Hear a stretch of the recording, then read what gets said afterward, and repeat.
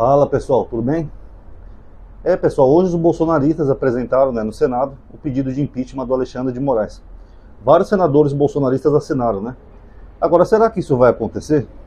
E se acontecer, o que virá depois? Eu vou explicar para vocês.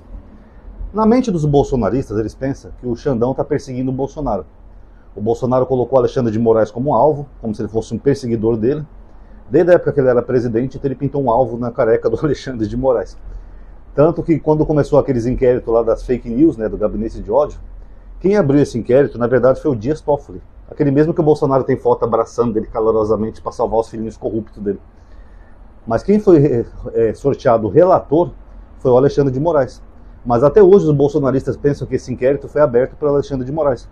Tanto que vocês vão ver pessoas como o Malafaia, mentindo, dizendo assim: ele abre os inquéritos eternos, que ele mesmo é a vítima, ele mesmo é o julgador, e os inquéritos não acabam nunca, meu irmão. Tudo mentira. Quem abriu o inquérito foi o Dias Toffoli, ele só foi sorteado relator, tá? E essa história de que os inquéritos não acabam nunca, não sei o quê, que ele é a vítima, também é mentira, tá, pessoal? Na verdade, a vítima é o Supremo. Que as pessoas estavam planejando até ataques ao Supremo e aos ministros. Por isso que o Dias Toffoli abriu o inquérito.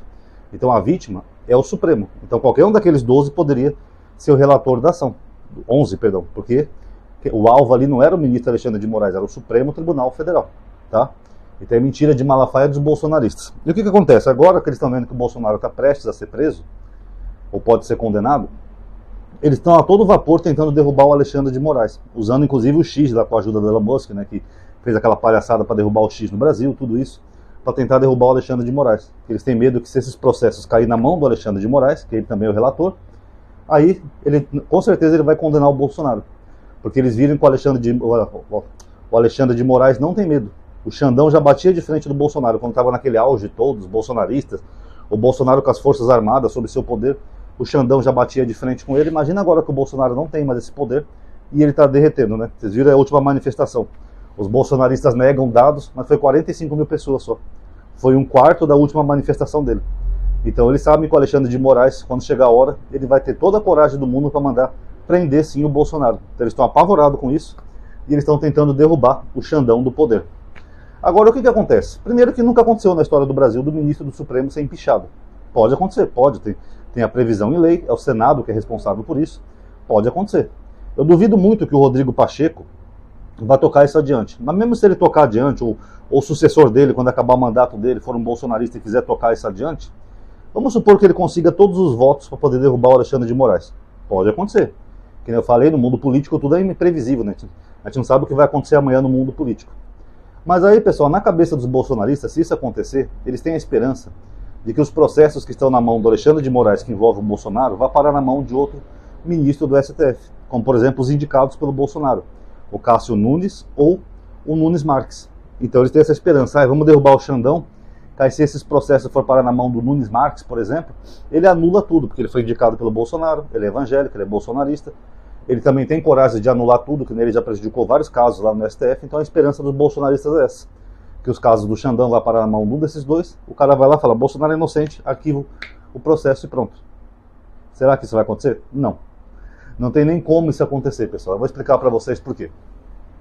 O ministro do STF, quando ele é afastado por algum motivo, ou ele se aposenta por idade, que nem a Rosa Weber, que já cumpriu a idade máxima, o Lewandowski também, ou ele, por exemplo, se afasta por motivos de saúde, como o Joaquim Barbosa, falou que não tinha mais condição de trabalhar, ou mesmo se ele for empichado, os processos que pertencem àquele ministro, eles não vão parar na mão de outro ministro do STF.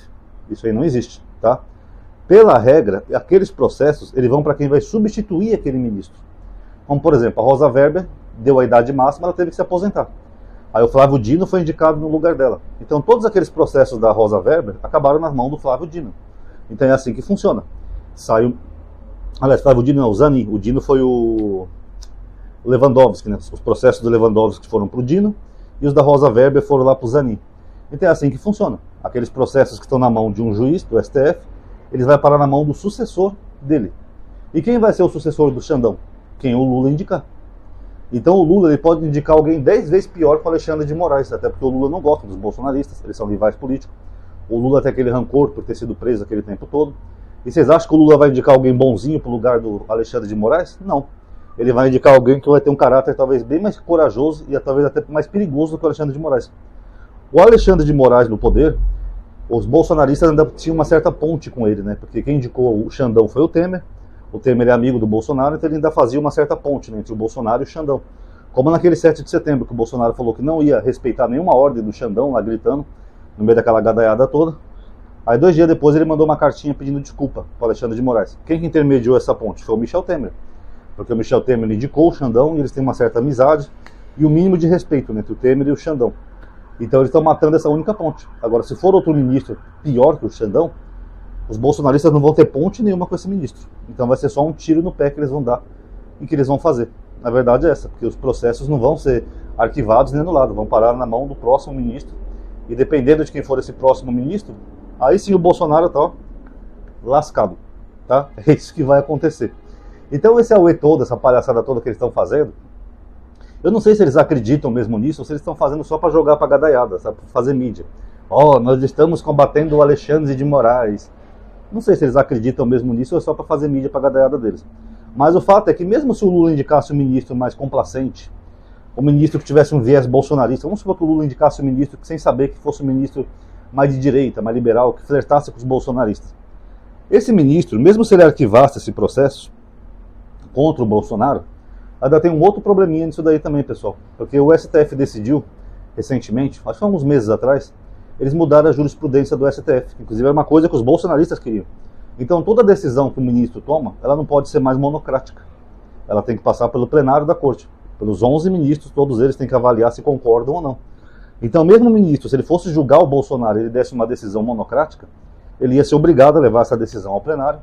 E nós sabemos que nenhum daqueles ministros ali, exceto os 2 bolsonaristas, gostam do Bolsonaro. Porque o Bolsonaro fez a vida deles um inferno quando foi presidente. Ele criou um gabinete para atacar os ministros do STF. Tinha gente ali falando até em abusar sexualmente das filhas de ministros. Tinha gente falando em dar porrada nos ministros, como o Daniel Silveira. Tinha gente espalhando o endereço dos ministros para pessoas ir lá fazer ataques, quizá até assassinar algum dos ministros. Então ele fez da vida deles um inferno. Tanto que o Barroso falou uma vez numa entrevista, né, que antes do Bolsonaro ele pegava voo comercial à vontade. Ia para Paris, ia para Londres, um fórum lá em Washington de juristas, etc. Depois do Bolsonaro ele tinha que pegar o avião com os 4 seguranças. Porque o Bolsonaro moldou a opinião pública dessa gadaiada contra os ministros de tal maneira que a vida deles ficou em riscos. Todos eles. Tanto que eles ficaram todos felizes quando o Bolsonaro perdeu a eleição. Então, eu duvido, sabe, que uma decisão de plenário, eles vão querer inocentar um babaca que ficou 4 anos, em vez de governar o país, ficou 4 anos atacando os outros poderes. Fazendo esse tipo de coisa bem fascista mesmo de ódio. Colocando até a vida dos ministros e seus familiares em riscos.